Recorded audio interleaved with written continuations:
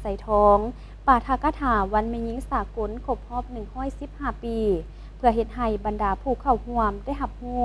ถึงมูลเชื่ออันองอาจกล้าหาญของแม่หญิงในทั่วโลกที่ต่อสู้ต้านการกดขี่ขุดฮีดของพวกศักดินาและนายทุนจนได้รับชัยชนะและสิเสมอภาพยิงซ้ายจนถึงปัจจุบันนี้เนื่องในโอกาสเฉลิมฉลองวันแม่หญิงสากลครบรอบ115 ปี วันที่ 8 มีนา 1910 หา 8 มีนา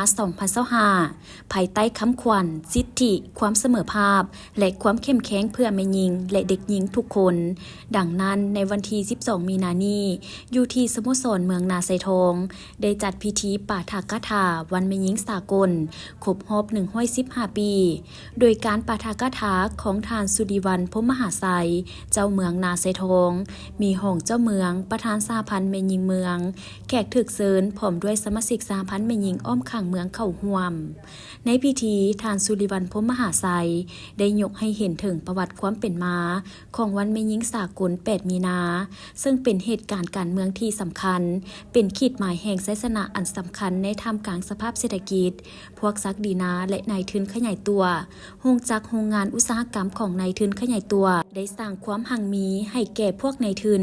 แต่สัมผัสยิ่งเพิ่มความทุกข์ยากให้แก่สาวผู้ออกแรงงานโดยเฉพาะแม่นกรรมกรหญิงที่อยู่ภายใต้ระบบศักดินานายทุนแม่หญิงถูกกดขี่ขูดฮีดอย่างหนักหน่วงเฮ็ดเวียกหลายชั่วโมงแต่ได้รับค่าจ้างแรงงานราคาถูกเฮ็ดเวียกบ่มีการรับประกันบ่มีระบบรักษาสุขภาพของแม่หญิงและเด็กน้อย